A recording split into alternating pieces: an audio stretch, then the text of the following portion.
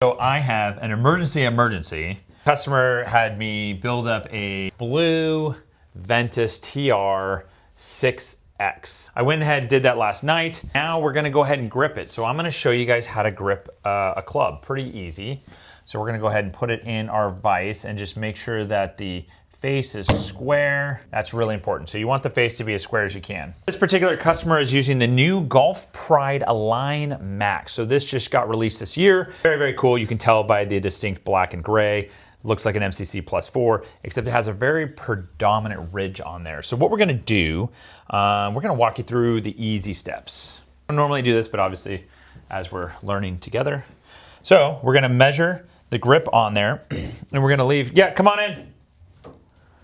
I'm just filming your grip video, your grippity grips. How are you, sir? Thank you. You're a man. Midi size. Want the square? Yeah. Okay, and then do you have your head with you? Okay, so you leave an 1/8 inch on the outside, and then I usually like to mark about a 1/4 inch up the shaft, and that's where the tape is going to stop. So you don't want the tape to run long, so you see it through. They don't put them out anymore. They don't ever put them out. The back tees are funnest. I mean, besides 18, like... You know what's funny though, is it makes it easier. Yeah. Because the landing zone gets so much bigger from the back tees. And I've been drawing the ball. That's a pretty good draw course. Two's a tough hole to draw on. Which one's 3? The driving range on the shot. Okay, well this instructional video went nowhere and just went to a normal video. That's all right. That's all right. Dude, those things are so stressful to put on. These? Yeah. They can be. Crazy build. Axiom shaft on an oil can wedge. Oh, I saw that one. Yeah, so to get the swing weighting right, we had to do 2 buildups plus the double-sided tape on that Jumbo Max, which is already hard to get on. Yeah. And so I'm like, what is this gonna do? And so we ended up banging on the swing weight. It was perfect. But I had to have Adam over there, like literally, he's filming too. So he's filming, he's trying to like put his weight into the table. Yeah, I really need to bolt this thing down. I just haven't done it yet. How much weight do you have to put in the tip? We didn't have to put it in the tip because he went a 1/4 inch long, and then that Axiom shaft is so light. We were worried that the head weight was gonna be too heavy. Yeah. Because those Jumbo Max grips were almost 18 grams lighter. Yeah, they're super light. Yeah. And he went with the extra small one. Yeah. So he didn't go with his normal one that he plays on his woods. So like I actually had to bore it out, and I took. I saw. Yeah, I took almost like 7 or 8. I think I took 7 grams out of the head.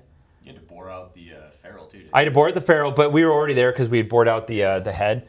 That was a lot of math. Yeah. Like, I told him, I was like, you know, I'm going to give you a range because I don't know if we're going to be able to hit it. I was like, so we were prepared to add weight in the handle, and we didn't need to do that. So we couldn't dry fit it because of the grip. No way you're getting it off. Yeah, I was like, if this thing goes on, it's yours forever. It should have thrown at the end of the video. The Jumbo Maxes are extra, folks. That's Yeah. That's how good I am. You're paying more. Well, and that's the thing. It's like people will try it, but I don't know if they'll stick with it, right? It's kind of like, you know, it's kind of like one of those things like we all want to try.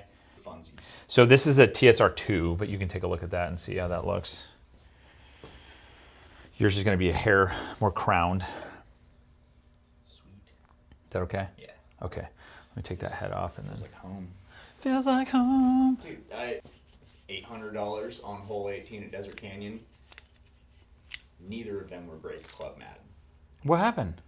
The first one was when I got that shaft brand new. Pulled my drive, just in the left rough, like not mad, just like damn it.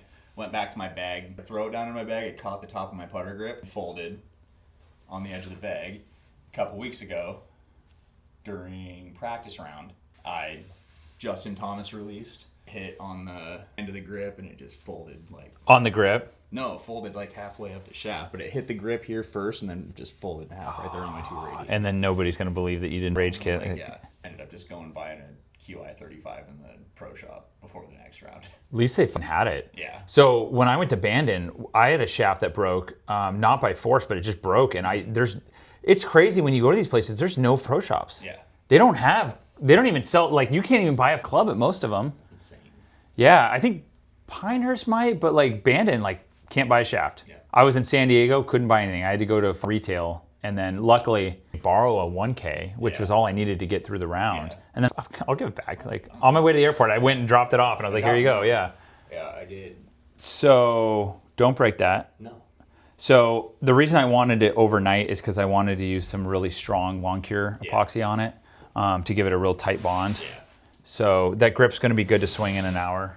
What's your favorite course in Vegas? I mean, other than Paiute. Like I just go up in like, I don't play in Summerlin. I always go up like in Henderson area. Yeah. I mostly play Bears Best. Where's that? It's in Summerlin. You do Troon down in Vegas or what? The advantage of the Troon thing that I've always known is that like, it's when you are flexible. Yeah. Right? Like if you want to go within like 2 days, then you get like a banger rate. Yeah.